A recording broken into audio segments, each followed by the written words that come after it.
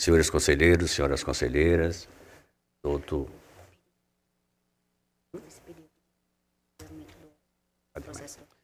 Havendo número legal, declaro aberta a presente sessão, cumprimentando todos os conselheiros e conselheiras, Ministério Público e todos os nossos servidores e telespectadores das nossas mais diversas redes de comunicação social. Solicito à comissão do plenário que proceda à leitura da ata da sessão anterior. Ata da 32ª Sessão Ordinária do Pleno do Tribunal de Contas do Estado de Alagoas. Aos 7 dias do mês de outubro do ano 2025, no plenário das sessões do Tribunal de Contas do Estado de Alagoas, sob a presidência do excelentíssimo senhor presidente conselheiro Fernando Ribeiro Toledo, reuniram-se os senhores conselheiros. Conselheiro Otávio Lessa de Geraldo Santos, conselheira Rosa Maria Ribeiro de Albuquerque, conselheiro Anselmo Roberto de Almeida Brito, conselheira Renata Pereira Pires Calheiros, conselheira substituta Ana Raquel Ribeiro Sampaio Calheiros, conselheiro substituto Sérgio Ricardo Maciel e conselheiro substituto Alberto Pires Alves de Abreu. O Ministério Público de Contas esteve presente, representado pelo procurador Ino Andrade Pimenta. Havendo quórum regimental e diante da presença do Ministério Público de Contas, o excelentíssimo senhor presidente declarou em nome de Deus aberta a sessão, solicitando a leitura da ata da sessão anterior, que foi aprovada. Na hora do expediente, não houve quem quisesse fazer uso da palavra facultada, passou-se a ordem do dia. Relator conselheiro Otávio Lessa de Geraldo Santos, TC 6644-2024, prestação de contas de governo municipal de relatoria originária do conselheiro Anselmo Brito, processo em voto visto devolvido em mesa. Relatora conselheira Rosa Maria Ribeiro de Albuquerque, TC 6246-2024 e TC 7146-2024, ambos que tratam de prestação de contas de governo municipal retirados de pauta. Relatora conselheira Renata Pereira Pires Calheiros, TC 5001-2025, representação, aprovado acórdão. Relatora conselheira substituta Ana Raquel Ribeiro Sampaio Calheiros, TC 15171-2023, representação, aprovada a proposta de decisão. Encerrada a ordem do dia, não havendo mais processos a relatar, na hora das explicações pessoais, o conselheiro Anselmo Brito registrou seus elogios à conselheira Maria Cleide e à Escola de Contas pelo programa Jovem Conselheiro. Em seguida, a presidência concedeu a palavra à Diretoria de Tecnologia e Informação, que deu alguns avisos acerca do mapeamento das demandas de gestão processual. Por fim, o excelentíssimo senhor presidente encerrou a sessão, convocando a todos para a próxima no horário regimental. Em discussão, ata. Não havendo contestação nem impugnação, considero-a aprovada. Por favor, o microfone do...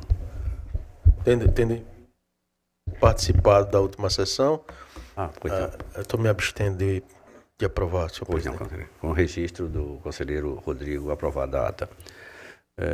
Não tem nenhum processo em leitura na mesa, não, né? Então passamos ao expediente, com a palavra a Vossas Excelências. Não tendo quem dela queira fazer uso, passamos à ordem do dia. Para relatar pela ordem, conselheiro Anselmo Brito. Senhor presidente, senhor demais colegas, senhor conselheiro, Ministério Público, Excelências, eu teria dois processos, duas representações, mas eu ainda não consegui fazer revisão final do texto. Uma é mais simples, não tenho, acho que qualquer problema, até com o entendimento ministerial da própria bobagem, mas aí Vossas Excelências vão decidir a respeito. Mas o segundo envolveria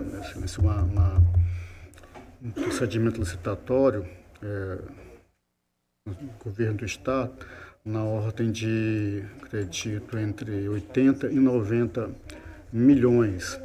E eu precisaria trazer um texto com a revisão mesmo, para que eu não cometa aqui um equívoco, ou beneficie, ou prejudique sem essa ser a minha intenção, e nem leve qualquer de Vossas Excelências ao erro por algum equívoco nosso. Então eu peço não a retirada, mas o adiamento. Adiamento do processo, dos dois processos de representação. Por isso. Obrigado, senhor presidente. Resiste-se na mesa o adiamento dos processos do... para relatar pela ordem, conselheiro Rodrigo. Senhor presidente, eu teria para relatar o processo TC 17104-2022, que se trata de uma representação, mas é também uma devolução de vista. processo de relatoria originária da conselheira Rosa Albuquerque. E, em razão do fato dela não estar presente na sessão do dia de hoje, eu fico impossibilitado, portanto, de relatar, presidente. Então, Vossa Excelência, nesse caso, adia... Eu vou adiar para a próxima sessão. Ok. Pela ordem, a conselheira Renata. Senhor presidente, senhores conselheiros, representante. Pois não. Uma situação, senhor presidente, o processo de relatoria da conselheira Renata, né, acredito que o único que está em pauta é o processo relativo às contas de governo do município de Maceió. E como a procuradora que atua no processo, ela está presente, né, e conhece as minúcias, né, da tramitação processual, eu vou pedir que ela atue em sessão, tanto para acompanhar o julgamento a emissão do parecer prévio, quanto para fazer a defesa do parecer emitido nos autos. Ok? Vou pedir a doutora Estela para me substituir em sessão. Substitui nessa votação o conselheiro, o auditor-chefe para o Ministério Público, a doutora assumiu o processo. Por favor, conselheira, pode prosseguir. Eu trago para relatar o processo TC 7360-2024, referente à prestação de contas de governo do município de Maceió, exercício 2023, de responsabilidade do senhor João Henrique Holanda Caldas.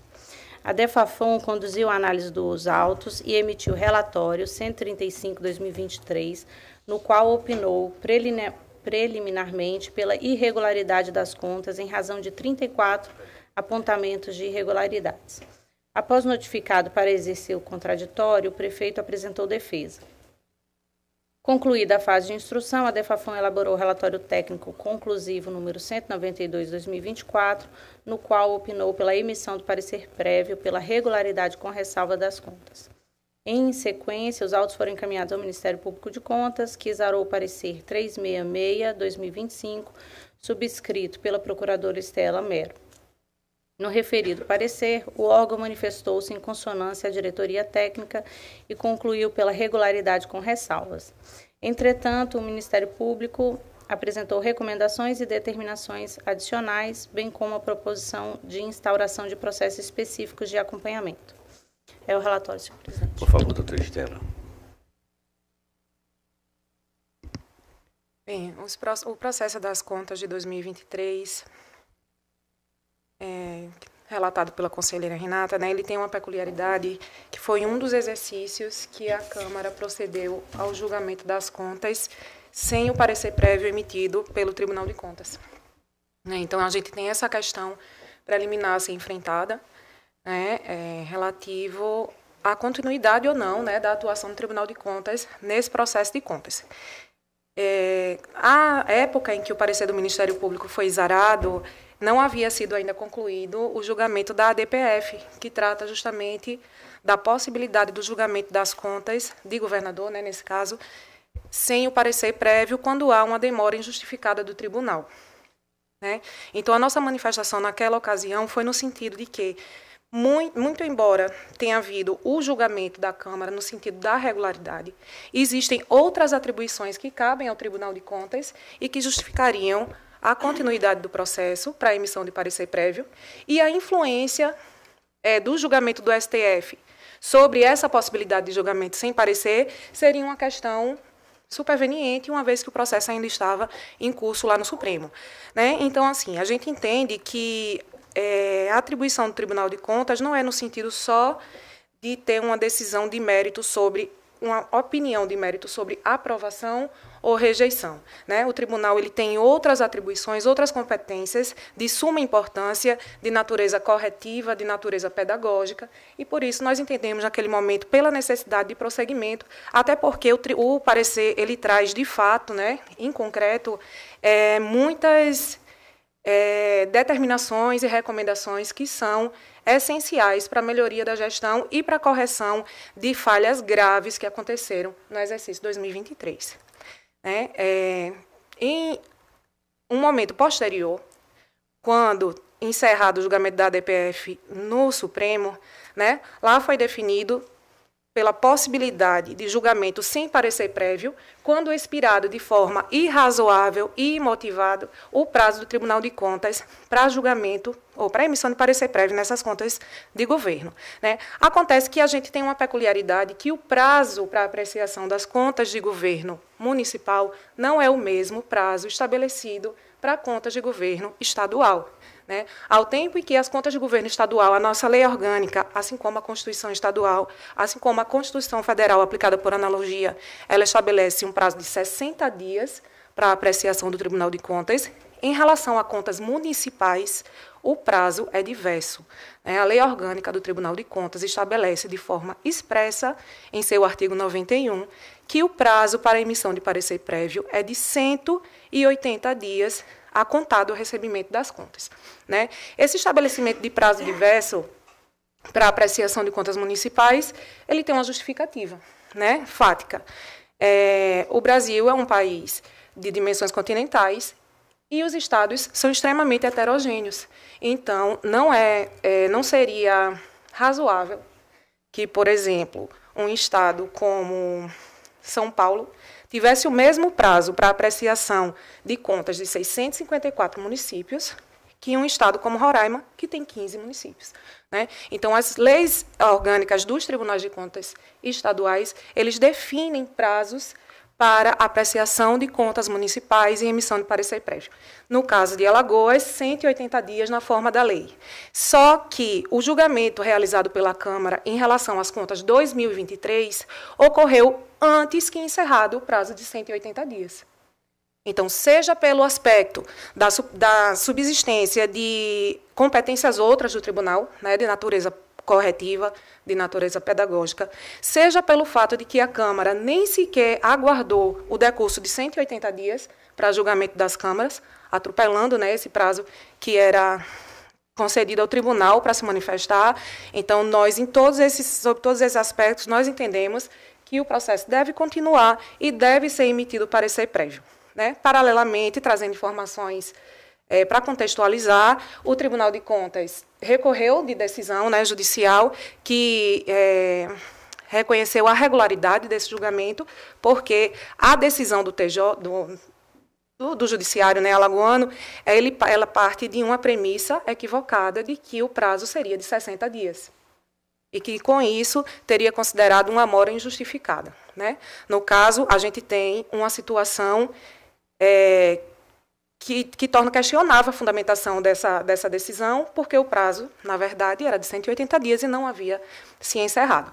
Então, eu coloco essa questão preliminar, né? Não sei se Vossa Excelência gostaria de submeter a uma deliberação prévia para que a gente possa evoluir a análise de mérito.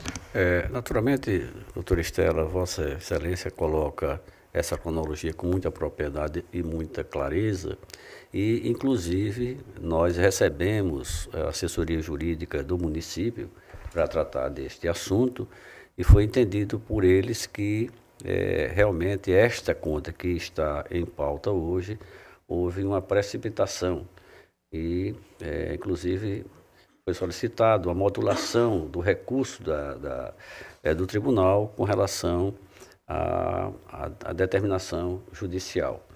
Nós já fizemos esse recurso, o tribunal já tomou essas providências, recorrendo dessa decisão em primeiro grau, e que me parece que há um entendimento, pelo menos aquilo que fora dialogado com a assessoria jurídica e o próprio gestor que aqui esteve no tribunal, de, ao cabo da nossa apreciação desta conta, haveria um esforço para o Legislativo Municipal modificar o decreto legislativo, acatando o julgamento feito por esta Corte de Contas. Naturalmente, isso não está concluído, mas há esse entendimento, há esse encaminhamento. Portanto, naturalmente, Vossa Excelência solicita a deliberação da Corte com relação ao encaminhamento.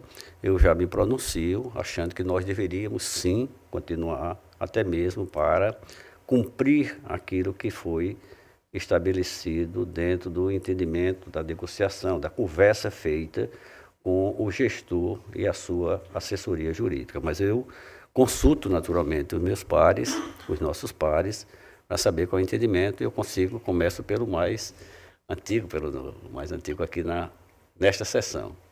Como pensa o conselheiro Anselmo Brito.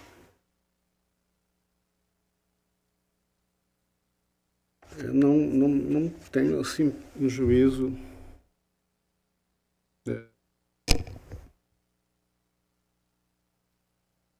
porque, por simetria, o prazo de 60 dias se aplicaria também às questões do julgamento das contas de governo do gestor municipal, apesar da lei orgânica. Apesar também da lei orgânica ter o prazo das contas do governador, as últimas contas voltadas do governador aconteceu um ano depois. Então, também não sei se a decisão do tribunal aí não teria algum equívoco, mas aí é apenas um exercício de argumentação. Se há um órgão auxiliar e há um órgão competente para julgamento, esse julgamento já foi feito pelo órgão competente, esse julgamento do órgão competente está suspenso, eu indago ao Ministério Público da Vossa Excelência se o julgamento do órgão competente está suspenso. Ele está atacado. Mas está suspenso. O decreto é um decreto único que julgou as contas de 21, 22 e 23. Ele, formalmente, é um decreto vigente, né? É válido. Sim. Só que, em relação às contas 2023, a premissa do esgotamento do prazo não existe. E a própria Câmara, né, o próprio Poder Executivo, na verdade, não a Câmara, mas o Poder Executivo, reconhece que houve esse descumprimento ao prazo posto pela lei, né, o prazo concedido ao tribunal para que apreciasse as contas e emitisse o parecer prévio. Então, havendo esse indicativo objetivo do descumprimento do prazo, a aceitação desse descumprimento pelo próprio responsável pelas contas e havendo, como eu disse, né, medidas além de um opinativo pela regularidade ou irregularidade, né, determinações, recomendações, abertura de procedimentos próprios, monitoramento, tudo isso são competências do Tribunal de Contas, que é um órgão autônomo, ele presta uma assessoria à Câmara. Nesse aspecto, o julgamento de contas de governo, ele é auxiliar. No opinativo pela regularidade ou não? Sim. Os outros aspectos, sim, ele tem autonomia. Nas recomendações, mas o julgamento deliberações, de contas, ele é auxiliar. Quando eu parecer... Vossa Excelência nesse aspecto. Conselheiro Anselmo, deixa eu só pontuar aqui o que eu estou tentando até externar. Quando o parecer prévio é emitido, ele é encaminhado à Câmara para julgamento e os demais encaminhamentos de recomendações, determinações, abertura de processos, é dado seguimento na Corte, independentemente da conclusão do julgamento na Câmara. Então, nós temos objetos, perfeito, um objeto plural dentro do parecer prévio. Mas parece que a discussão aqui, que foi submetida preliminarmente, é saber se vamos continuar o julgamento. Se o órgão competente já julgou, a gente vai julgar o quê? Essa é a minha indagação. Concordo com Vossa Excelência. Todos os encaminhamentos posteriores, o tribunal tem competência para tanto, inclusive reconhecida pelos órgãos superiores, judiciários superiores, a respeito disso. Mas é fato. Eu fico um pouco desconfortável com relação a... Eu vou fazer aqui uma análise, perdoe o exagero, é como se o judiciário fosse rejulgar um julgamento feito pelo tribunal, que não tivesse nenhum vício de procedimental de legalidade. Porque, assim, na minha ótica, se o ator competente já julgou, não teria por que o tribunal rejulgar. Agora, os outros encaminhamentos, eu entenderia que o tribunal, tendo competência, ele até poderia avançar na sua autonomia única, própria. Agora, a questão do julgamento, eu confesso a Vossas Excelências que eu fico um pouco... isso até é bom esclarecer, porque eu também tenho as contas do governador que já foram julgadas. Mas as contas do governador foram julgadas após Sim, o transcurso do prazo sim. que o tribunal detinha para emitir o seu posicionamento. A notícia que eu tenho pode ser que tenha acontecido a considerarmos, né, o prazo legal. Aí o que é a questão de um prazo razoável, de um prazo coerente? É o que está estipulado na nossa lei também. Quantas contas, apesar de não ser gestor municipal, de outro gestor estadual, também parece que o prazo que está na lei, apesar de constar na lei vigente, não tem assim, um resultado prático para efeitos de julgamento. Nesse caso aqui, fica uma questão aí do julgamento já feito pelo ator competente para julgar. Não sei, eu confesso a Vossas Excelências que eu... emitiu a sua opinião. Gostaria que Vossa Excelência faz a opinião.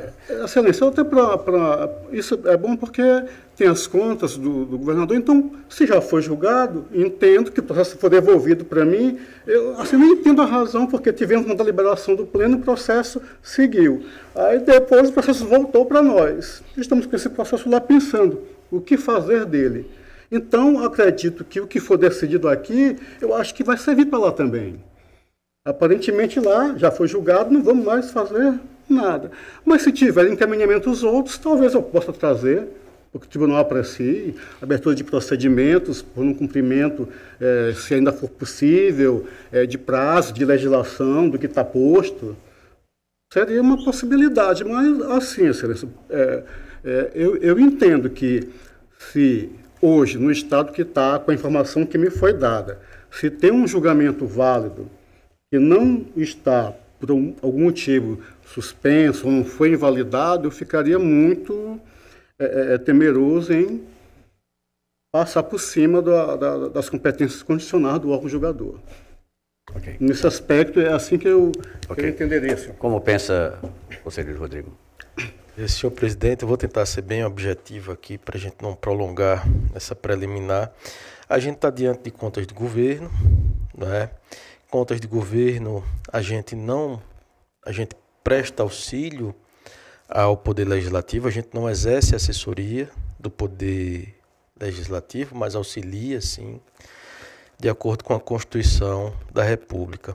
A doutora Estela colocou muito propriamente que o tribunal tem um prazo de 180 dias e que esse prazo está fixado na nossa lei orgânica e que o Supremo Tribunal Federal, com relação às contas de governo do Estado de Alagoas, ele foi muito claro, muito direto ao dizer que esse prazo se justifica desde que não expirado de forma irrazoável e injustificada, né? Nós temos aqui nas contas do governo do município de Maceió uma tramitação contínua, inclusive com pedido, salvo engano, a conselheira Renata pode me corrigir se eu estiver equivocado, mas pedido de prorrogação de prazo, inclusive pedido de dilação de prazo, para apresentação de defesa, que foi deferido ao gestor. Então, o processo ele não ficou paralisado completamente, de modo que, no entender do nosso tribunal, nós não ficamos inertes. Nós temos, de fato, algo bem razoável e devidamente justificado em razão das demandas do prefeito. O que me chama a atenção também é que, no caso das contas de governo do Estado de Alagoas, senhor presidente, houve uma paralisação, salvo engano, aí podem me corrigir, de 4 ou 6 meses, simplesmente totalmente parado o processo, né? O processo ficou, e quando retornou a tramitação, manda para a diretoria. Então, eu acho que esse ato foi um ato abusivo, né, do ponto de vista do direito. O processo ficar paralisado durante esse período, 4 meses, 6 meses, não lembro bem, e para um simples encaminhamento para a diretoria, né? Foge, portanto, à razoabilidade que foi pontuada pelo Supremo Tribunal Federal e foge, portanto, a qualquer tipo de justificativa que possa ser dado para essa paralisação por cerca de 4 ou 6 meses. Podem me corrigir se eu estiver errado com relação à data. O que eu acho mais estranho é que naquele julgamento não havia nem discussão judicial por parte do tribunal. Nesse há uma discussão judicial.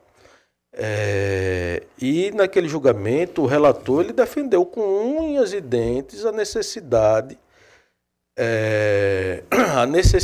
de se fazer a apreciação por parte do tribunal. E agora está dizendo que acha temeroso fazer essa apreciação por parte do Tribunal de Contas do Estado de Alagoas. Então eu pontuei aí as diversas diferenças entre aquela situação do governo do Estado e essa situação, por mais que queiram dizer que é a mesma coisa, não é a mesma coisa, né?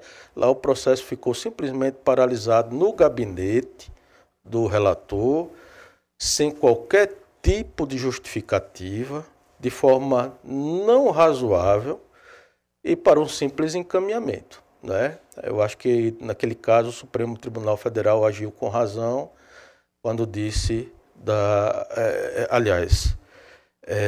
fixação do prazo, né? O Supremo age com razão quando fala que o descumprimento de forma irrazoável e injustificada, o que não existe no presente caso, senhor presidente. Então, objetivamente, eu entendo que deve sim ser apreciado no dia de hoje as contas de governo.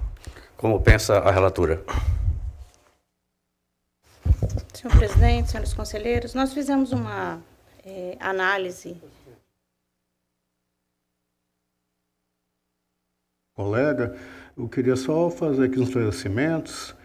De fato, o processo não é que ele ficou parado, engavetado no nosso gabinete. Ele, quando foi mandado para a diretoria, tem lá o despacho e a razão porque foi mandado para lá. Então, eu nem vou também, se você muito objetivo, que eu não vou, né, aumentar a discussão, porque se a questão de processo ficar parado, tem processos em que há mudança de entendimento por mais de 3 anos. Processo pautado, que é retirado de pauta, e quando vota, por que mudou o entendimento? 3 anos. E eu não vou nem falar naqueles processos que são pautados, são retirados de pauta e depois são arquivados monocraticamente. Então, a gente, antes de jogar a pedra no telhado dos outros, vamos ver se não temos telhado de vidro. Obrigado, senhor presidente. Conselheira, por favor. Eu gostaria de pontuar a análise que fizemos no relatório técnico para emissão do parecer em relação ao julgamento antecipado. Durante a tramitação da presente prestação de contas, verificou-se que a Câmara Municipal de Maceió promoveu o julgamento e a aprovação das contas por meio do Decreto Legislativo número 1115, de 17 de outubro de 2024. Antes da emissão do parecer prévio por este Tribunal de Contas, antes do recebimento deste processo por essa relatoria e ainda antes do esgotamento do prazo legal previsto na Lei Orgânica desta Corte para sua elaboração. Nós fizemos os cálculos aqui, descontando todos os dias não úteis, feriados, prolongados, e o decreto, o nosso embasamento é que o decreto foi da Câmara, ele foi anterior ao esgotamento do prazo, inclusive do recebimento por esta relatoria para análise e emissão do parecer. Ademais, registre-se... Por gentileza. Essa última interrupção, só para eu contextualizar a questão do prazo, da razoabilidade, como é falado. Até me lembrei. O engraçado é que, às vezes, o tribunal decide uma coisa, se decidiu até com a ideia de prazo próprio. Aí como é que eu vou ficar defendendo, a não ser que eu tenha absoluta certeza que aquilo é inviável? Mas é complicado isso, sim, excelência.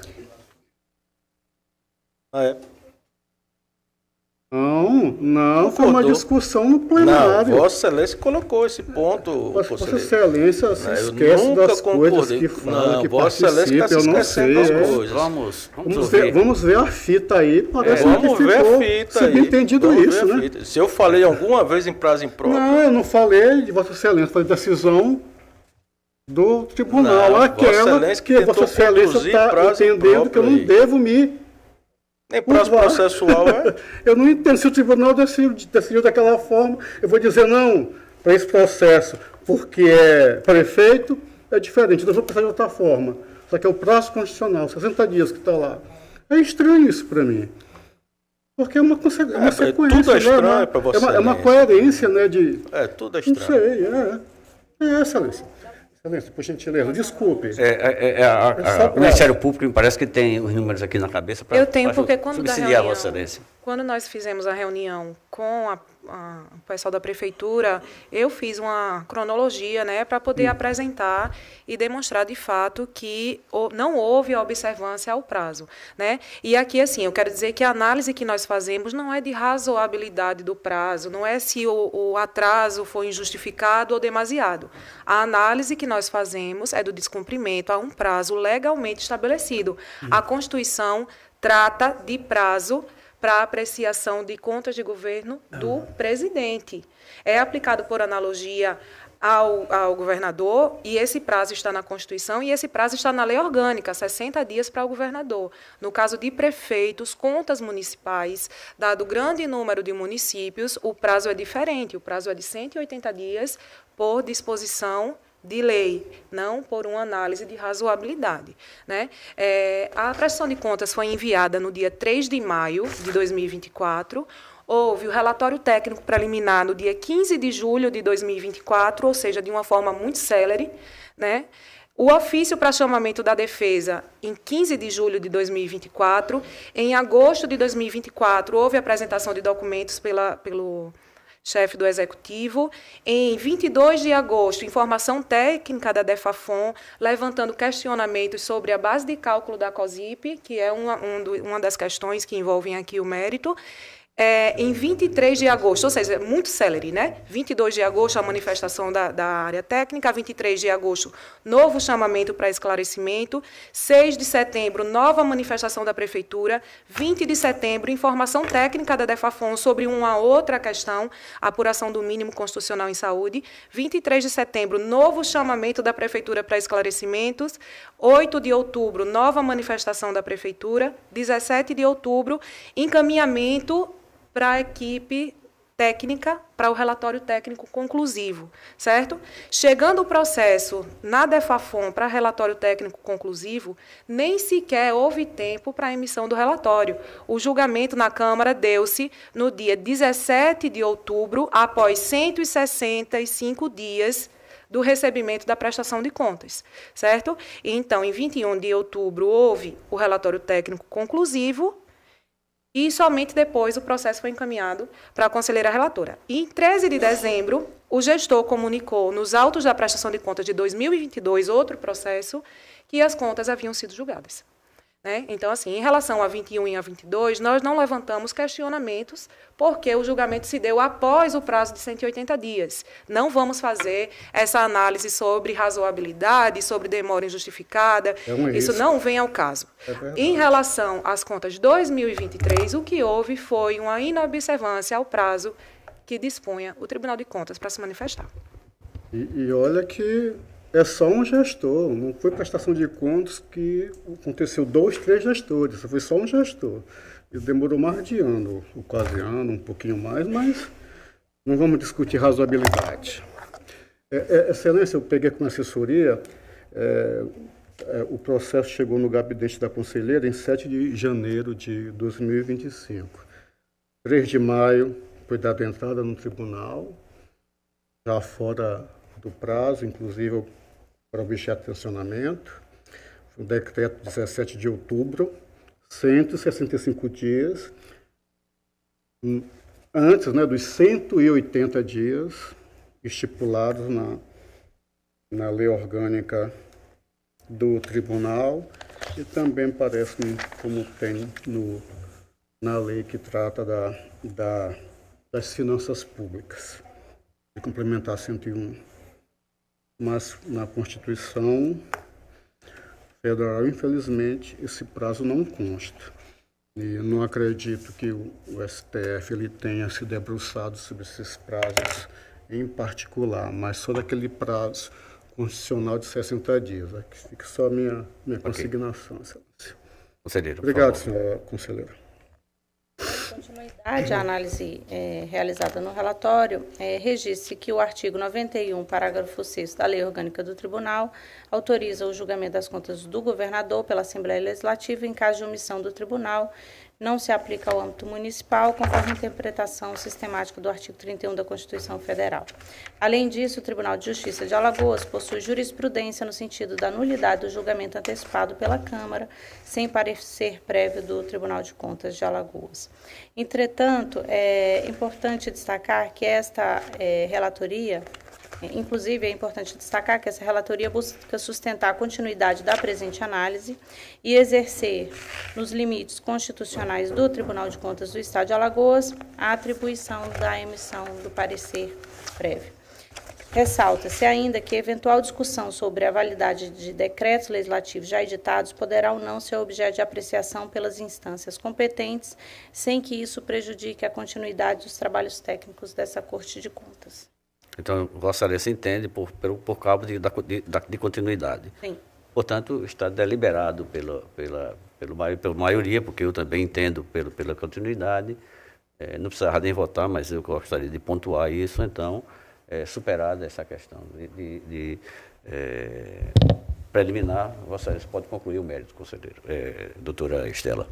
E no mérito, após defesas apresentadas, né, e novas provocações para esclarecimentos de situações pontuais, o relatório técnico conclusivo foi no sentido da emissão de parecer prévio pela regularidade com ressalvas, né? Nós aderimos a essa manifestação da unidade técnica, mas fazemos alguns apontamentos adicionais que eu vou tentar ser breve, né? E por isso eu vou até inverter a ordem aqui do parecer.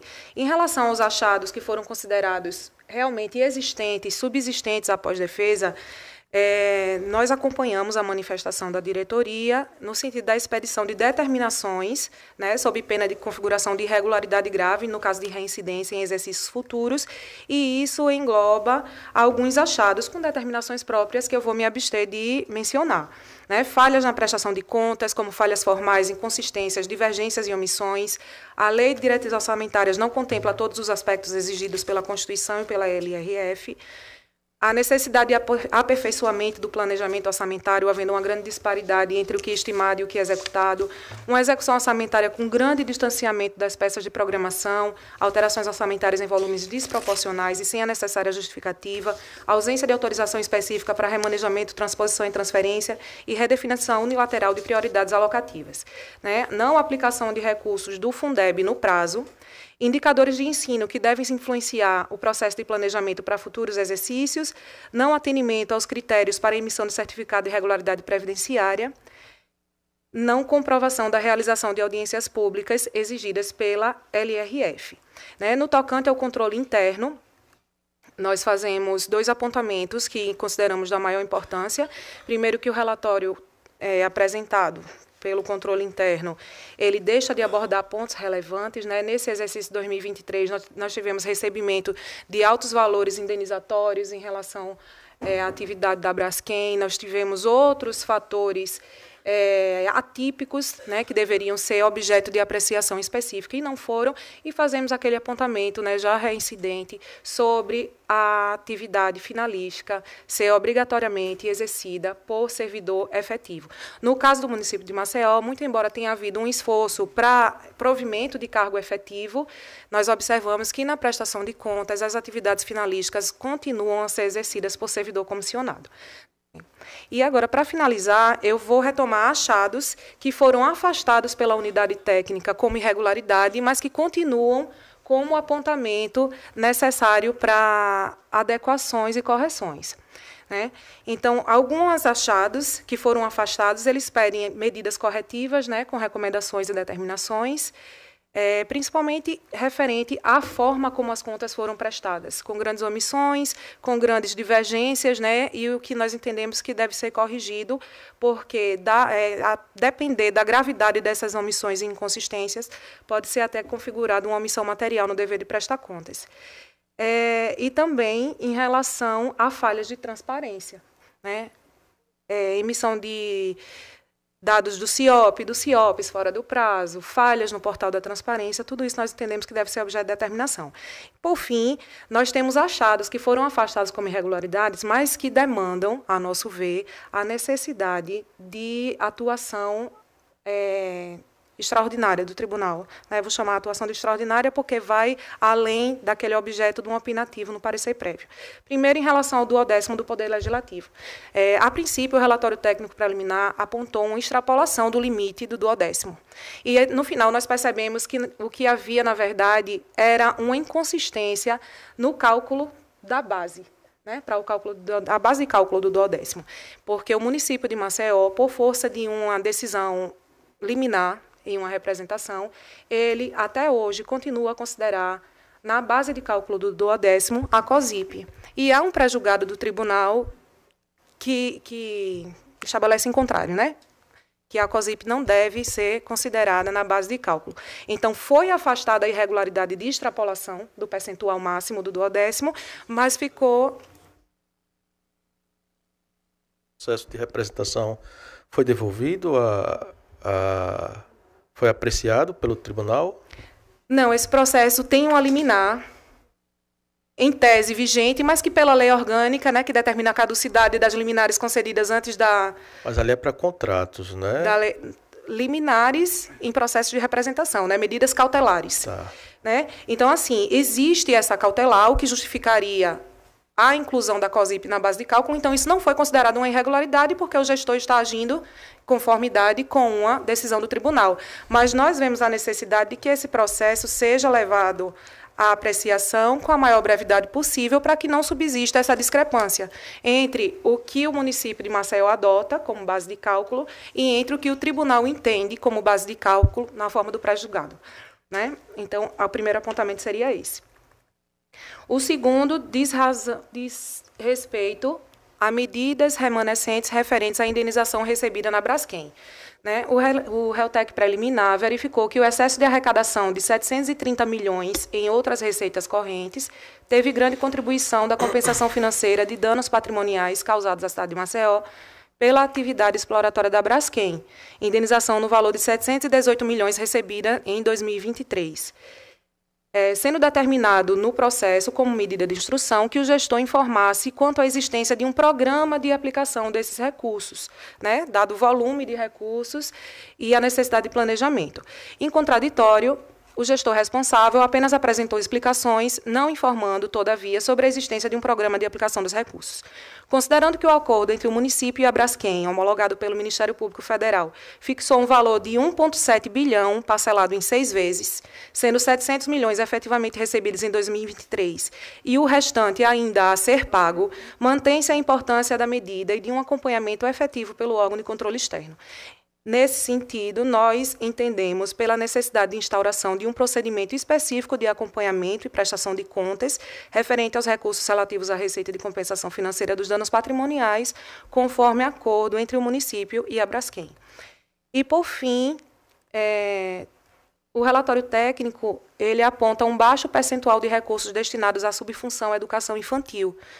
2,61% das despesas na função educação foram efetivamente destinadas à educação infantil, quando esse segmento, por previsão constitucional, ele é competência municipal. O apontamento, não obstante considerado sanado pela área técnica, é de grande relevância e coloca a luz sobre uma realidade de baixíssima destinação de recursos ao segmento da educação infantil. O atendimento do percentual mínimo constitucional de recursos aplicados na educação básica, dentro do que se insere a educação infantil, não isenta o município de atender às demais obrigações que lhe são impostas pela Constituição e pela legislação infraconstitucional na seara educacional, com destaque para a vedação de atuação em outros níveis de ensino, inclusive dentro da educação básica, sem que antes tenham sido atendidas plenamente as necessidades da educação infantil. Assim sendo, a flexibilidade na alocação de recursos dentro da educação básica somente tem espaço se comprovada a plena satisfação das demandas da educação infantil e a inexistência de déficit de atendimento nesse segmento, o que não é o que parece acontecer na realidade. Foi constatado um completo distanciamento entre o que planejado na LOA para a educação infantil. A LOA 2023 previa despesas no montante de 64 milhões no segmento da educação infantil, e o que foi efetivamente executado nesse segmento alcançou apenas 29% desse valor. Então, isso é um dado objetivo que levanta uma preocupação sobre o atendimento das necessidades da educação infantil. Para além do que se extrai desses autos, informações públicas confirmam a deficiência no atendimento das necessidades no âmbito da educação infantil no exercício de 2023, razão pela qual, no início de 2024, o Ministério Público Estadual ajuizou ação civil pública em face do município. O Ministério Público requereu que a gestão municipal apresentasse um plano concreto de ações de expansão e redimensionamento de vagas no prazo de 60 dias, o que deferido em sede liminar pelo Judiciário em maio de 2024. O Plano Municipal de Educação, 2015-2025, revelou, com base em dados de 2014, um cenário gravíssimo na educação infantil. Entre as crianças de 0 a 3 anos, cerca de 10,35% frequentam creches, mas apenas 1.698, 2,99%, são atendidos pela rede pública municipal. Isso dado de 2014. E entre as crianças de 4 a 5 anos, 51% frequentam a pré-escola, mas apenas 16% são atendidos pela rede pública municipal de ensino.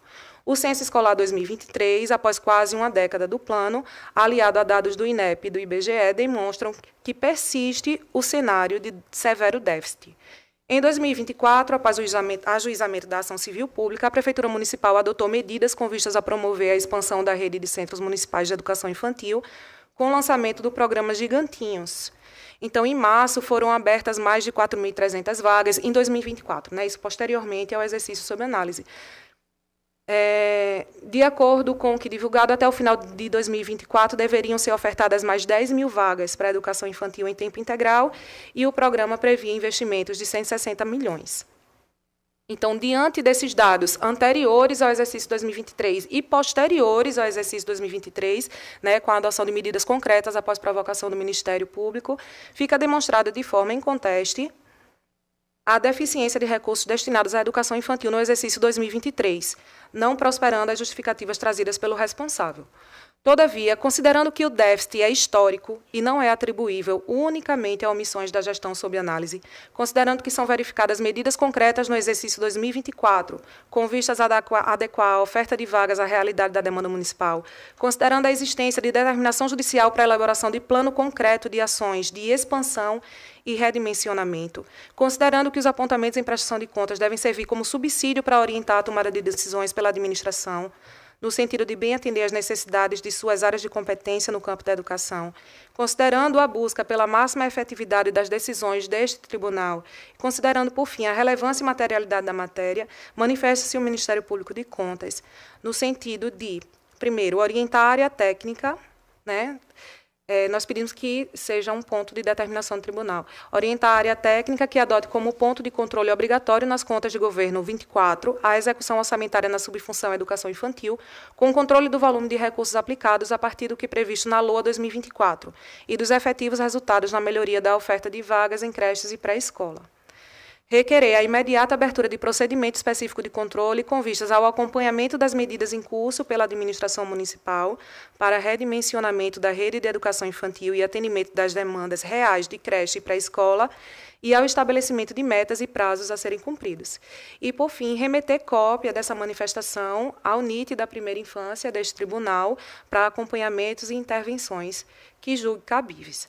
Então, eu tentei sintetizar ao máximo, mas, em conclusão, Concluindo, em síntese, né, nós nos manifestamos pela emissão de parecer prévio no sentido da regularidade com ressalva, com determinações e recomendações corretivas e, por fim, instauração de procedimentos de controle específicos quanto aos recursos recebidos da Braskem e quanto à execução de despesas na subfunção Educação Infantil. Desculpe.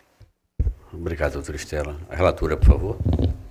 Senhor presidente, dando continuidade à análise, como já foi mencionado pelo Ministério Público alguns pontos, eu gostaria de frisar as análises que demandaram maior atenção dentro do relatório técnico e ler o voto onde constam as principais ressalvas e determinações. Com relação a créditos adicionais, o artigo 6º da LOA de 2023 conferiu ao Poder Executivo Municipal a autorização para a abertura de créditos adicionais suplementares até o limite de 10% do total da despesa fixada, condicionada à anulação total ou parcial de dotações orçamentárias. Entretanto, embora o dispositivo estabeleça um limite percentual, ele excepciona do cômputo diversas destinações, o que na prática permite suplementações sem qualquer restrição quantitativa. Tal técnica legislativa configura autorização ilimitada para abertura de créditos adicionais, em afronta direta ao artigo 167 da Constituição, que veda expressamente a concessão ou utilização de créditos ilimitados. Desta forma, determina-se a exclusão desse dispositivo nas futuras leis orçamentárias, a fim de garantir a estrita observância às disposições constitucionais. Quanto à execução dos créditos adicionais, verificou-se o cumprimento dos limites legais, considerando as deduções mencionadas. Com relação às metas fiscais, a despesa de pessoal verificou-se que foram gastos 37,43% da receita corrente líquida, com despesas de pessoal do Poder Executivo e 1,82% com o Poder Legislativo, totalizando 39,25% em conformidade com os limites máximos. Em relação à educação, constatou-se que o município cumpriu o limite constitucional relativo às despesas com educação, aplicando 25,10%. Entretanto, o montante considerado pelo ente para fins de apuração do mínimo constitucional de 25%, identificou-se o valor de R$ 6.900.000 classificado como despesas de exercícios anteriores. Entretanto, o ente não apresentou qualquer documentação comprobatória que ateste o cumprimento dessas condições. Tampouco houve manifestação da DEFAFON que verificasse tais requisitos. Caso o valor correspondente às 10 fosse excluído do cômputo, o índice aplicado ao MDE seria reduzido para 24,79, resultando em descumprimento do limite constitucional. Todavia, por não ter sido objeto de apontamento pela DEFAFON, nem ter havido a devida notificação do responsável para apresentação de defesa, a ocorrência será registrada como ressalva, não possuindo, portanto, condão de influenciar o juízo quanto à irregularidade ou regularidade das contas. Com relação ao VAT e CIOP, o município esteve inabilitado de receber em 2023 a complementação da União ao Fundeb na modalidade VAT, em virtude do descumprimento do artigo 38 da Lei Federal nº 14.113, 2020, decorrente da ausência de transmissão ao CIOP dos dados referentes ao exercício 2021 até o prazo legal de 31 de agosto de 2022. Embora tal situação não tenha sido formalmente apontada pela unidade técnica, será registrada como uma determinação. Ademais, verificou-se o atraso no envio das informações do CIOP. Com relação à ação civil pública ajuizada pelo MPE,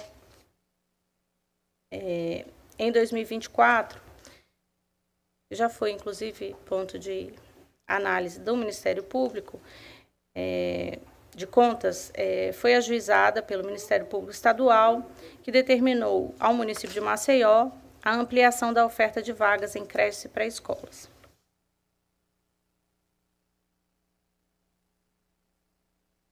Essa meta, inclusive com atendimento às metas, a meta do PNE estabelece o compromisso de universalizar a educação infantil, na pré-escola para 4 a 5 anos e ofertar no mínimo 50% de vagas para crianças até 3 anos. Em 2024, o município de Maceió registrou uma taxa líquida de matrículas de crianças de até 3 anos em creches de apenas 20%, índice inferior à meta nacional de 50% e abaixo dos percentuais de Alagoas, 35%, do Nordeste de 31% e do Brasil de 36%. De modo semelhante, o indicador relativo à universalização da pré-escola para crianças de 4 a 5 anos, o percentual foi de 58%, também inferior aos resultados de Alagoas, em 81%, do Nordeste, 84%, e do Brasil, de 85%. Esses números evidenciam a baixa cobertura da educação infantil no município e fundamentam a necessidade de atuação coordenada dos órgãos públicos competentes quanto à implementação de políticas estruturantes que garantam o cumprimento das metas do PNE. Em relação aos serviços, despesas em ações e serviços públicos de saúde, a DEFAFON apurou o percentual de 19,45% em gastos com ações e serviços públicos de saúde. Entretanto, essa relatoria diverge do entendimento da unidade técnica. Registra-se que o montante de 43 milhões foi deduzido do cálculo da aplicação mínima em saúde por se tratar de despesas executadas diretamente pela Secretaria Municipal de Saúde, mas não financiados com recursos movimentados por meio do Fundo Municipal de Saúde. Destaca-se ainda que as despesas registradas sob a função 032, controle externo, não devem ser consideradas para fins de cômputo do mínimo constitucional. Embora o referido dispositivo contemple hipóteses como desenvolvimento científico, tecnológico e qualidade das ações de saúde, trata-se de atividades promovidas internamente pelas instituições do SUS. Razão pela qual não integram a base de cálculo da aplicação mínima. Dessa forma, após deduções mencionadas, o percentual de aplicação em serviços públicos de saúde passou de 19,45% para 17,41%, mantendo-se ainda acima do limite mínimo constitucional de 15%. Com relação ao duodécimo do Poder Legislativo Municipal, nós também pontuamos,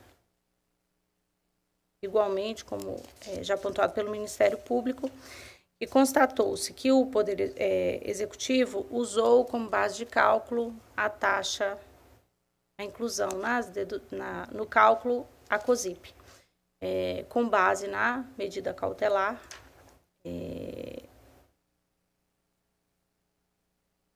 emitida por este tribunal. Constatou-se que o Poder Executivo do município repassou 104 milhões à Câmara Municipal em 2023, o que representa 4,74% da base de cálculo e, teoricamente, descumpre o limite previsto no artigo 29 da Constituição. Porém, quando calculado com base na inclusão da COSIP, o jurisdicionado afirmou ter repassado 4,44% dentro do limite máximo. Porém, cumpre destacar que já existe pré-julgado em processo de consulta desde 2021, pré-julgado número 40, no qual o Tribunal Pleno firmou entendimento expresso de que a COSIP não integra a base de cálculo para fins de repasse do duodécimo às câmaras municipais. Nesse sentido, eu pontuo a necessidade de se colocar nova discussão e voto no Pleno para que se decida com relação a essa questão do cálculo, se entra a taxa da COSIP ou não, para repasse do duodécimo. Com relação ao acordo firmado entre o município de Maceió e a Braskem.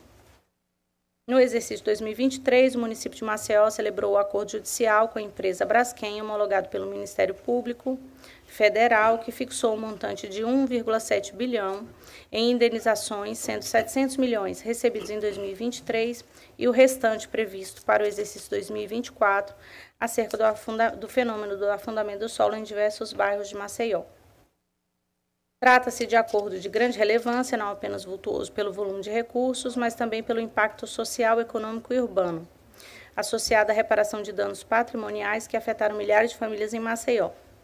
A prestação de contas do exercício de 2023 não apresentou informações acerca do referido acordo, tampouco sobre a destinação dos valores já recebidos, em evidente prejuízo ao princípio da publicidade e à transparência da gestão fiscal. A DEFAFON consignou em seu relatório a necessidade de que os relatórios de controle interno dos exercícios subsequentes tratem especificamente da gestão e aplicação desses recursos, sugerindo que seja determinado ao gestor ou a quem vier sucedê-lo formalmente sobre a existência de um programa de aplicação da receita de compensação financeira dos danos causados à cidade. De igual modo, como já manifestado, o Ministério Público também requereu a instauração de procedimento próprio de acompanhamento. Diante desse cenário, deve ser determinada a instauração de processo de destaque para verificar a legalidade, eficiência, eficácia e economicidade da aplicação dos recursos recebidos em 2023 e 2024 a título de indenização da Braskem, de modo a assegurar a devida transparência e o correto direcionamento das verbas indenizatórias em favor do interesse público. Conclusão. Diante do exposto e considerando que o processo seguiu todo o trâmite estabelecido pelos regulamentos dessa Corte de Contas, trago o meu voto no sentido de emitir parecer prévio das contas do senhor João Henrique Holanda Caldas, prefeito do município de Maceió, durante o exercício 2023, favorável à aprovação das contas com ressalvas, com as seguintes determinações e recomendações. O relatório apresentado pelo controlador interno apresenta conteúdo genérico e superficial, deixando de abordar aspectos relevantes da gestão, como, por exemplo, o recebimento de recursos da Braskem. Ademais, foram constatadas divergências entre os valores informados no documento e aqueles constantes da própria prestação de contas. Portanto, determina-se que o Sistema de Controle Interno Municipal aprimore a elaboração de seus relatórios e pareceres a fim de contemplar informações relevantes e fidedignas sobre a atuação do órgão e a gestão do chefe executivo. A Controladoria Geral do município dispõe apenas de um servidor efetivo em seu quadro, em contraste com o número expressivo de cargos comissionados. Tal cenário compromete a independência, a continuidade e a imparcialidade do sistema de controle interno, contrariando os princípios constitucionais da impessoalidade e da eficiência. Dessa forma, determina-se que o gestor municipal que assegure o exercício das funções finalísticas do sistema de controle interno e recomenda-se a adoção de medidas estruturais para ampliar o quantitativo de cargos efetivos. Não foram realizadas audiências públicas em desconformidade com o artigo 9º da LRF. Portanto, determina-se que assegure a realização tempestiva das audiências públicas previstas em lei. Verificou-se a ausência de anexos complementares da LDO, portanto, recomenda-se que a administração inclua nos próximos exercícios os elementos não contemplados na LDO de 2023. Identificou-se que os artigos 7º, 8º, parágrafo 2º da LOA, ao excepcionarem diversas despesas do limite global de suplementação, acabam por autorizar, na prática, a abertura de créditos ilimitados, em violação ao artigo 167 da Constituição Federal, que veda expressamente essa possibilidade. Desta forma, determina-se que nos próximos projetos da LOA sejam suprimidos os dispositivos que autorizam direta ou indiretamente a abertura de créditos ilimitados.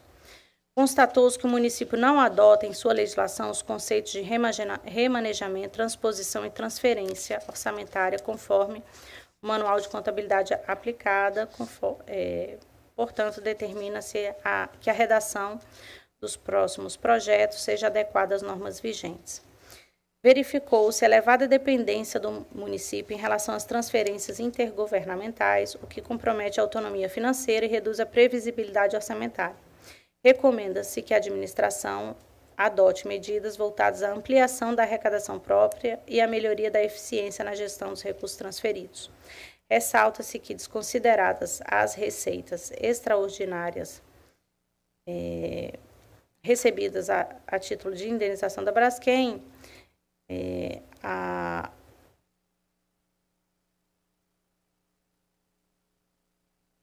o percentual de receitas orçamentárias municipal fica abaixo de 50%. Atualmente, 52% das receitas têm origem de transferências intergovernamentais.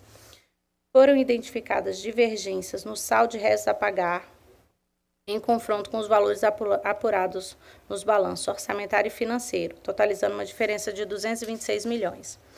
Por conseguinte, determina-se ao gestor que nos exercícios subsequentes assegure a consistência entre os saldos de restos a pagar informados e nos demonstrativos fiscais e nos apurados nos balanços orçamentário e financeiro.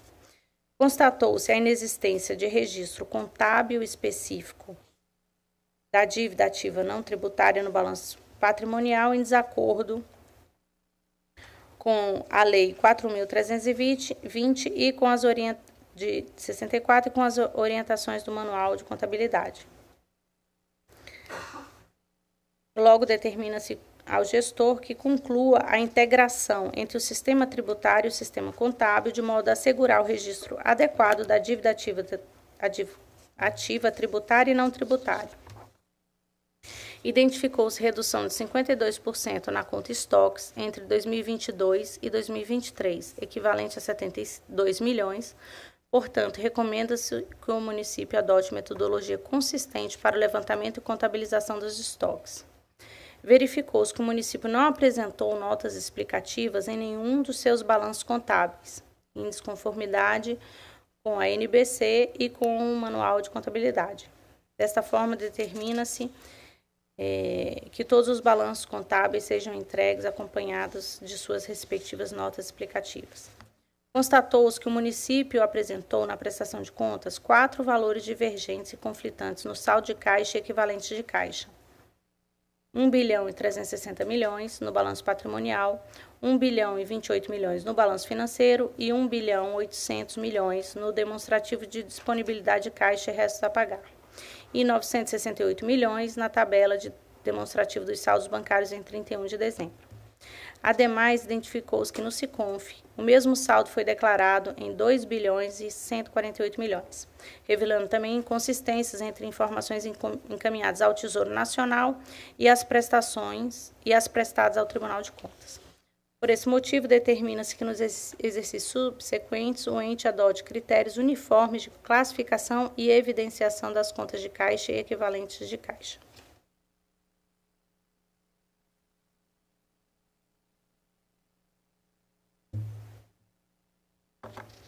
O jurisdicionado, quando instado a apresentar os extratos bancários que comprovassem o saldo final da conta caixa e equivalentes, o qual apresentava divergência de 594 milhões, limitou-se a encaminhar apenas algumas cópias, muitas delas em duplicidade, deixando de enviar a documentação integral necessária para a conciliação bancária.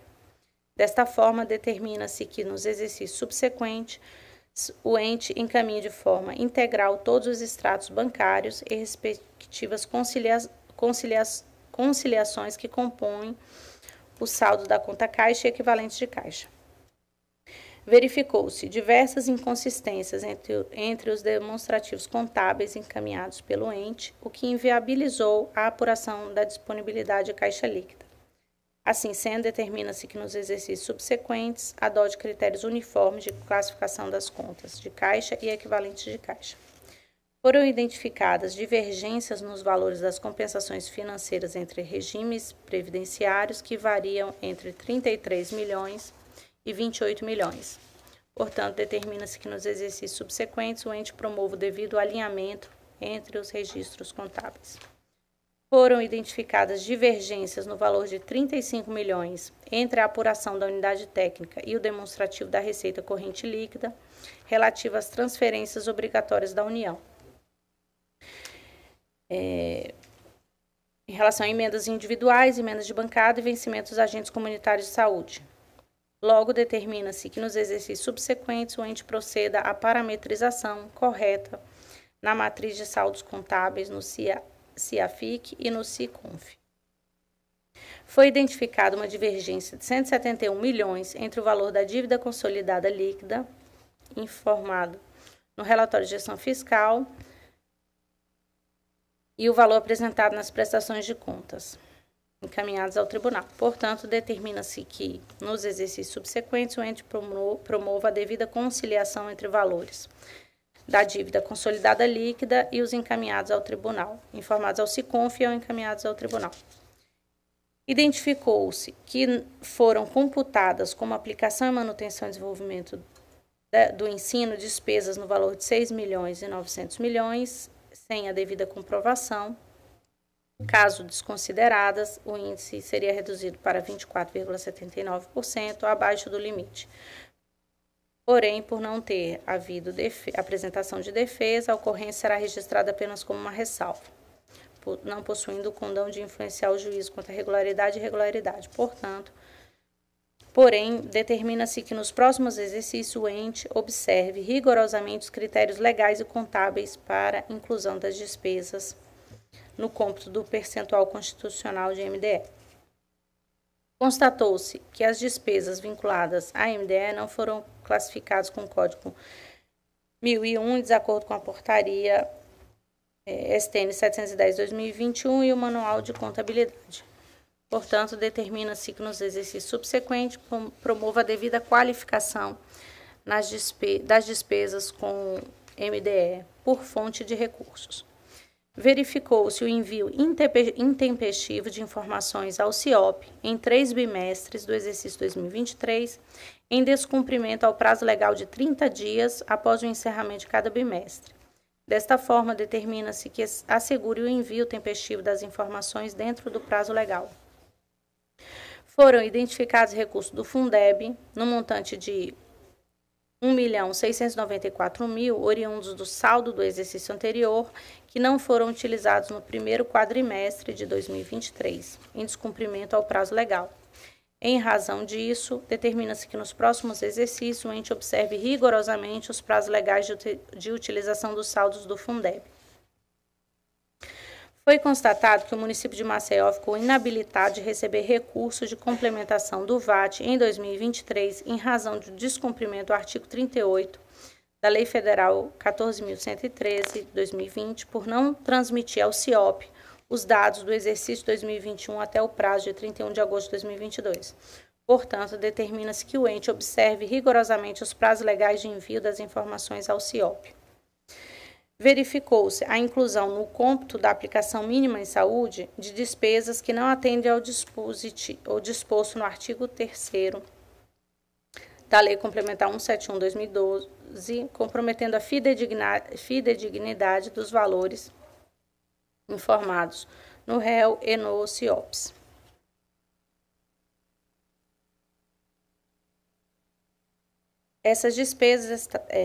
Entre essas despesas destacam-se 43 milhões executados fora do Fundo Municipal de Saúde e 309 mil registrados na subfunção controle externo. Após as devidas deduções, o percentual apurado inicialmente de 19,45 reduziu-se para 17,41. Dessa forma, determina-se que nos exercícios subsequentes a municipalidade registre em seus demonstrativos apenas despesas que se enquadrem no artigo 3º da Lei Complementar 141/2012. Identificou-se que os demonstrativos encaminhados pelo ente foram apresentados de forma excessivamente sintética, inviabilizando a verificação do correto enquadramento das despesas em ações e serviços públicos de saúde, notadamente quanto à eventual inclusão dos gastos vedados pelo artigo 4 da LC 141, como despesas com inativos, ponto de controle estabelecido pelo ato do Tribunal 104/2023. Portanto, determina-se que nos exercícios subsequentes, a municipalidade elabore e encaminhe os demonstrativos de aplicação em saúde de forma detalhada e transparente. Foi constatado que o cálculo de repasse do 12ª Câmara Municipal considerou a contribuição para custeio de serviço de iluminação pública, COSIP, na base de cálculo, em cumprimento à medida cautelar proferida monocraticamente em 6/10/2022 pela conselheira Rosa Maria Ribeiro de Albuquerque, no âmbito do processo 4518/2022, resultando no percentual de 4,74%.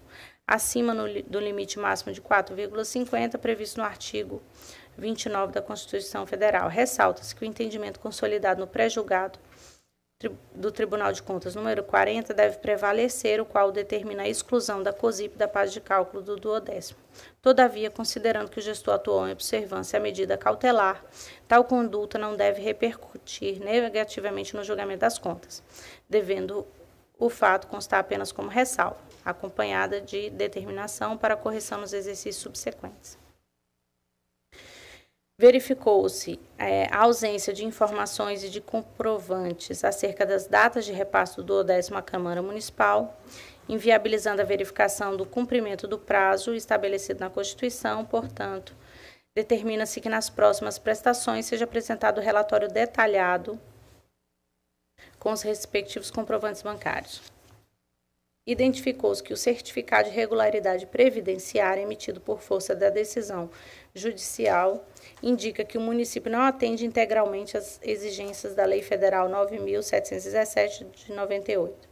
Portanto, determina-se que o município adote as providências necessárias para regularizar a situação do seu regime próprio de previdência, de modo a obter o certificado de forma regular, sem a necessidade de medida judicial. Informar ao prefeito do município de Maceió, bem como a quem vier sucedê-lo, acerca da obrigatoriedade da observância do entendimento consolidado por esse Tribunal Pleno no pré-julgado número 40, determinar a instauração de processo de destaque com a finalidade de verificar a legalidade, legitimidade e economicidade da aplicação dos valores recebidos em 2023 e 2024 a título de indenização no acordo judicial celebrado entre o município de Maceió e a Braskem, homologado pelo Ministério Público Federal, determinar a instauração de processo de destaque destinado a verificar as medidas em curso pela administração municipal voltadas ao redimensionamento da rede de educação infantil, bem como ao atendimento das demandas efetivas de creches e pré-escolas, com a devida fixação de prazos para sua implementação, conforme a ação civil pública ajuizada pelo Ministério Público do Estado de Alagoas em 2024. Após a abertura do processo, deverá ser encaminhada ao Núcleo de Incentivo, Núcleo de Trabalho à Primeira Infância deste tribunal, para que proceda os acompanhamentos e intervenções que entender pertinentes. Recomendar à DEFAFON que, nas análises das futuras prestações de contas de Maceió, adote como pontos de controle que seja incluído ponto de controle específico à execução orçamentária da subfunção Educação Infantil, com acompanhamento do volume de recursos aplicados em relação ao previsto na LOA 2024 e da efetividade das ações voltadas à ampliação da oferta de vagas em creches e pré-escolas. Que seja analisado o exercício das funções finalísticas de controle interno por servidores efetivos aprovados em concurso público sob pena de manutenção da irregularidade grave de desconformidade com o modelo constitucional. E no tocante à Previdência Municipal, seja acompanhado o resultado das medidas decorrentes à contratação da FIA com exigência de apresentação em tópico apartado das futuras prestações de contas, da relação dos itens pendentes já solucionados e dos itens ainda em aberto, e das providências concretas em andamento, de modo a verificar a regularidade da obtenção do certificado de regularidade previdenciária. Que seja incluída a análise da gestão e aplicação dos recursos provenientes do acordo judicial firmado entre o município e a Braskem, com verificação da existência da execução de programa específico de aplicação desses valores, em respeito ao princípio da publicidade. Recomendar à DEFAFON que, nas análises de todas as prestações de contas de governo, adote como pontos de controle a verificação do cumprimento das determinações e recomendações constantes dos pareceres prévios, a adequação das estimativas de receitas que devem ser fundamentadas em parâmetros históricos e consistentes e projeções realísticas, a conformidade da execução orçamentária em relação às peças de planejamento e a legalidade da abertura de créditos suplementares fundamentados na anulação de dotações vinculadas a convênios não formalizados ou não executados em razão da inexistência de fonte efetiva de recursos. Publicar este parecer prévio no Diário Oficial do Tribunal, remeter cópia do parecer prévio e voto da relatora ao gestor municipal e à Câmara Municipal de Maceió, solicitar à Câmara Municipal que essa Corte seja comunicado o resultado do julgamento das contas anuais em questão, conforme previsto no artigo 160 da Resolução Normativa 3 desta Casa, inclusive com a remessa da cópia da ata da sessão de julgamento da Câmara e dar ciência deste parecer prévio à DEFAFON para acompanhamento das determinações e recomendações. É como voto, senhor presidente.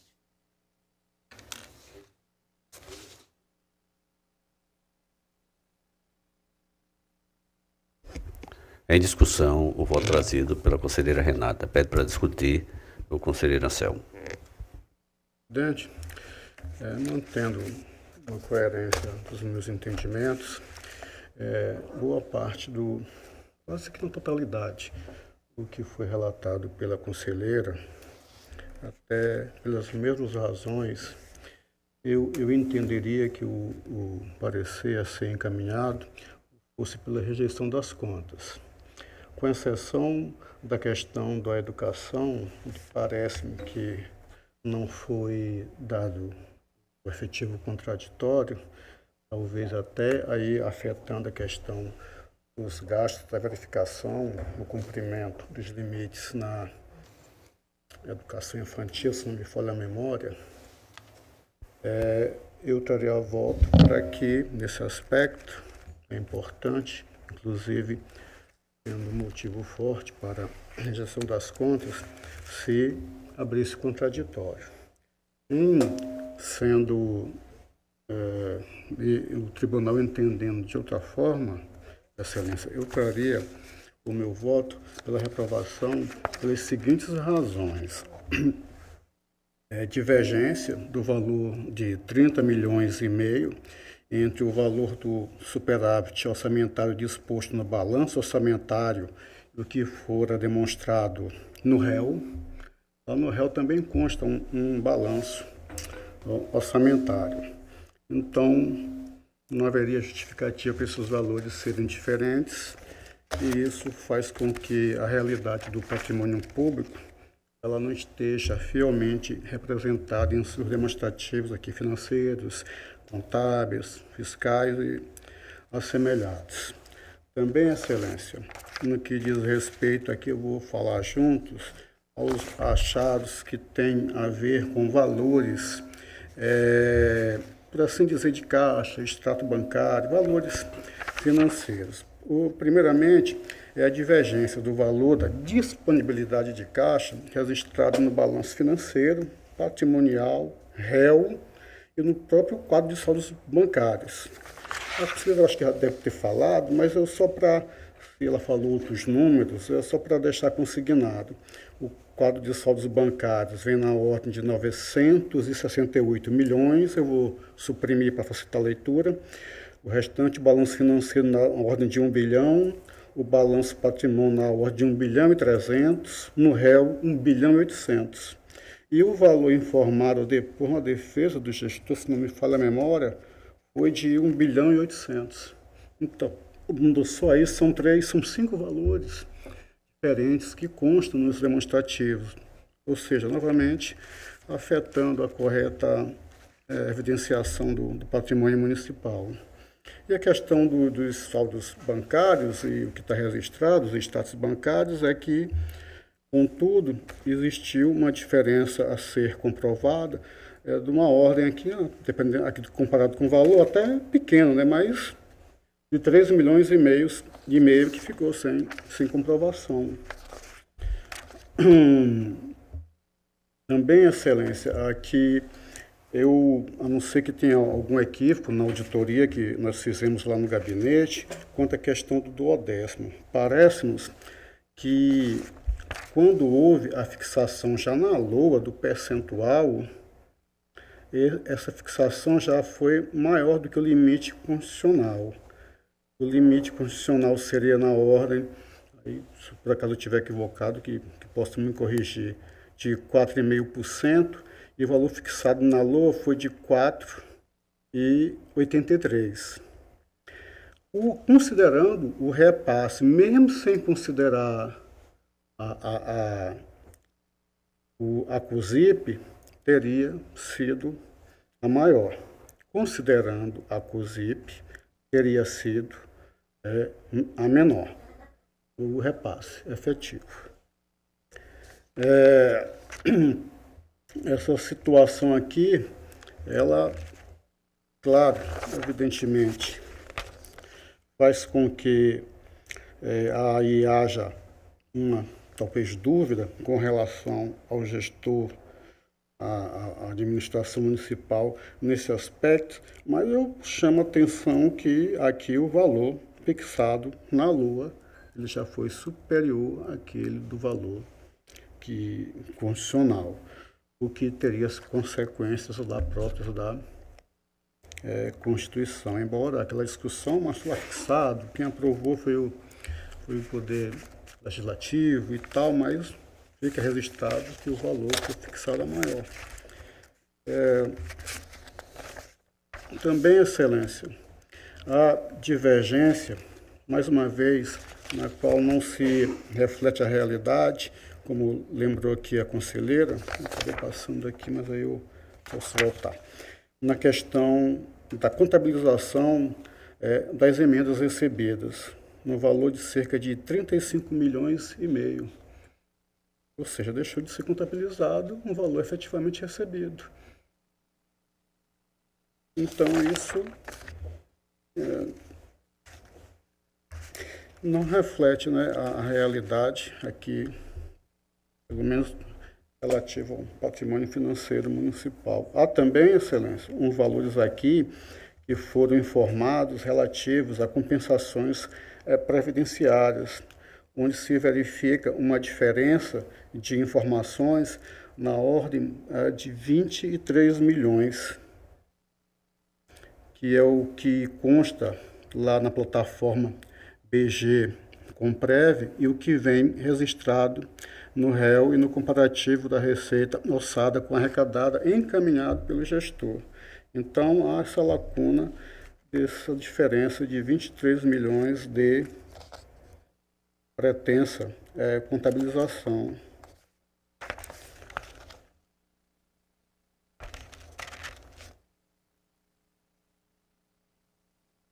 Isso aqui também uma divergência. Em algumas dessas passagens aqui, a diretoria às vezes acolheu a defesa e às vezes não acolheu. Algumas aceitou a retificação fora daquele prazo próprio e outras não considerou a retificação por ter ultrapassado aquele prazo próprio. Fica aí a pesquisa, o registro. A divergência de 171 milhões da dívida ativa consolidada informada no SICONF, em contrapartida com as informações da prestação de contas. Mais uma vez, não deixando registrado com certeza o patrimônio público, aqui como é dívida, eventual patrimônio líquido municipal. Também, Excelência, há uma divergência aqui não sanada de cerca de divergência de contabilização entre os saldos de restos a pagar lá do RGF, em contrapartida com o balanço orçamentário e financeiro enviado na prestação de contas, na ordem de 226 milhões, o que também não teria sentido em acontecer.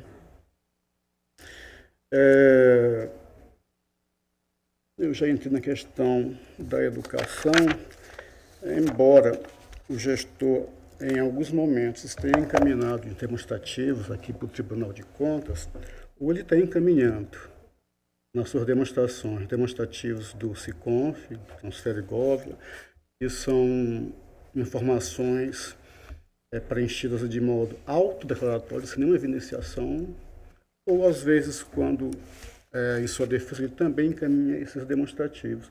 Inclusive, esses demonstrativos eles podem ser alterados a qualquer momento. Fica lá o registro da alteração, mas pode alterar. A exemplo, se o tribunal me responda sobre essa defasagem aqui, ele pode ir, não estou dizendo que é legal fazer, porque ele pode fazer, vai lá no SICONF, faz a alteração, depois pode apresentar ao tribunal aquela alteração corrigida, mas lá no SICONF. onde não precisa evidenciar nada.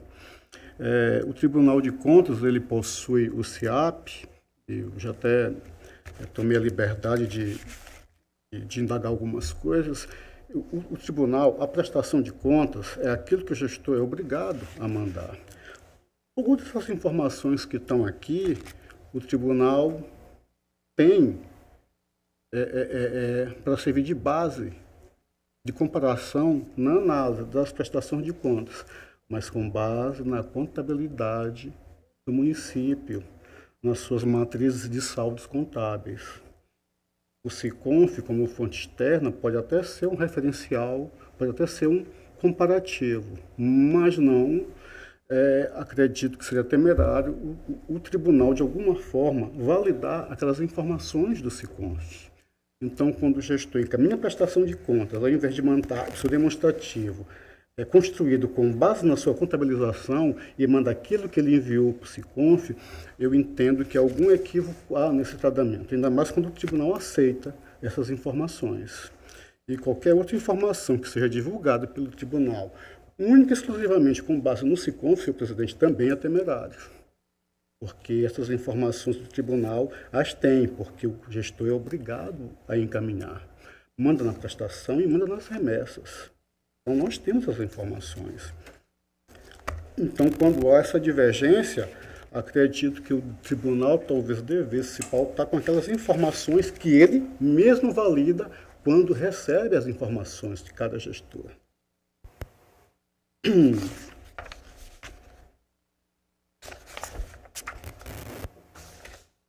E acredito que por derradeiro,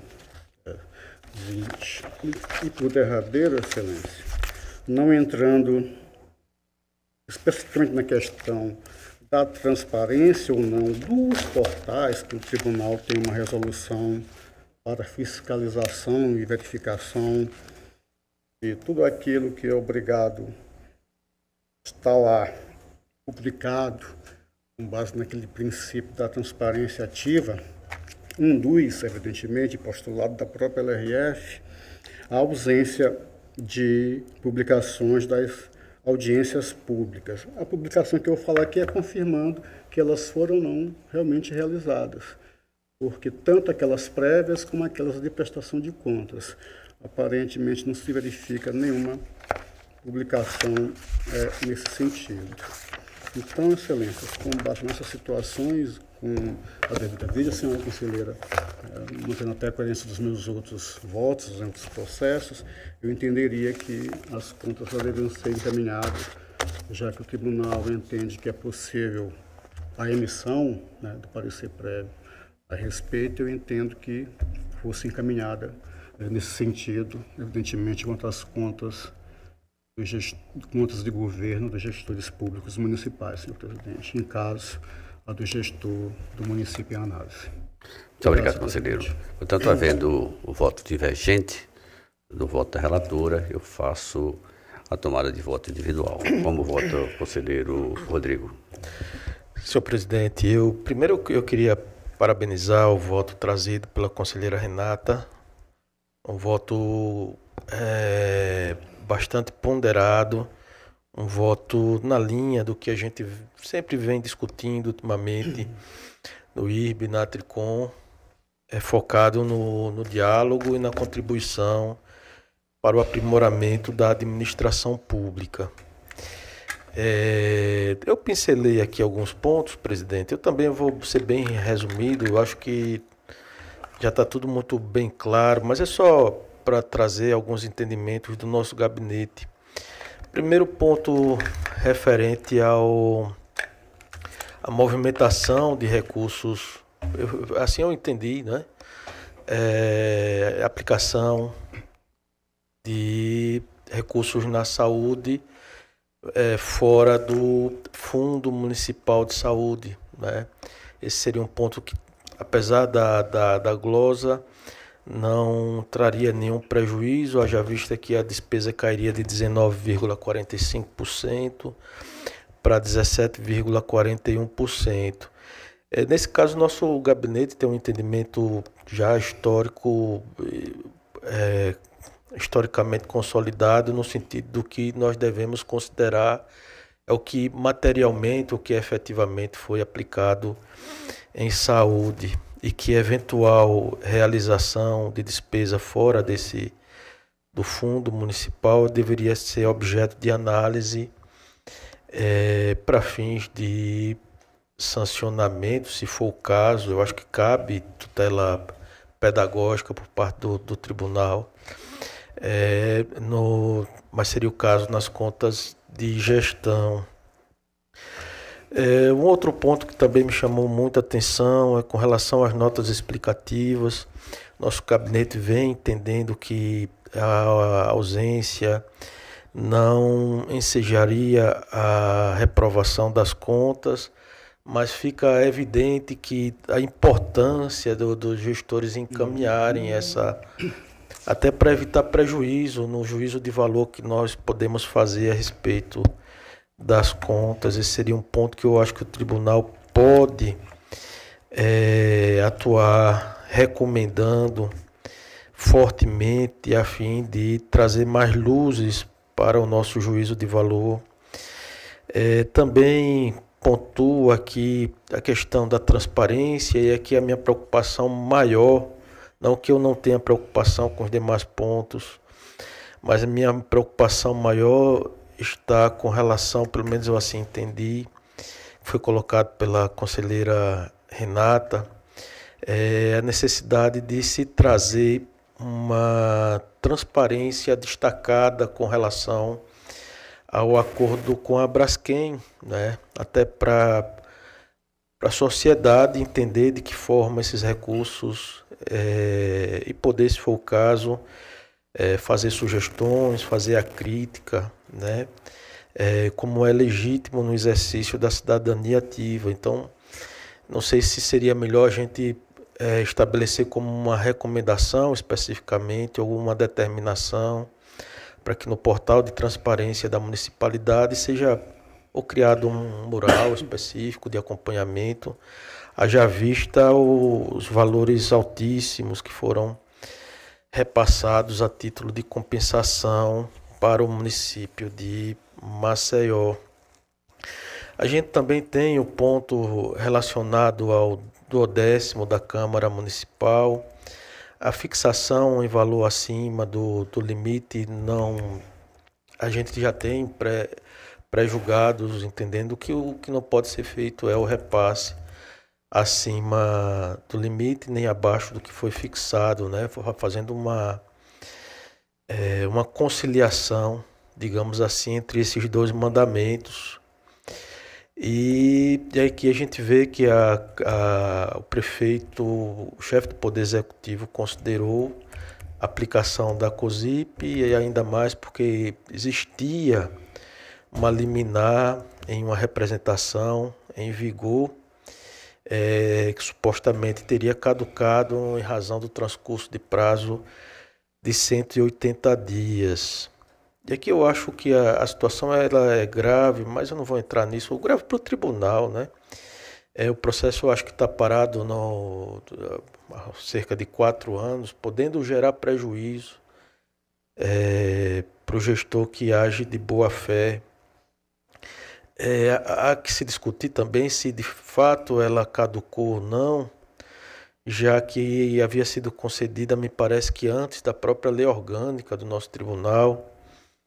E há toda uma discussão envolvendo, eu particularmente entendo que a aplicação de lei processual é de forma imediata, mas eu valoro esse fato considerando a boa-fé por parte do gestor, de modo a não trazer esse ônus, mas recomendando nas próximas gestões, nos próximos exercícios, que não seja, eu acho que foi nessa linha também, não seja repassado em valor superior ao que está previsto nas consultas do nosso tribunal, haja vista que essa cautelar caducou, né? Então, isso pode trazer algum prejuízo para a Câmara Municipal, mas a única possibilidade de se reverter efetivamente trazendo essa representação a julgamento pela corte, né?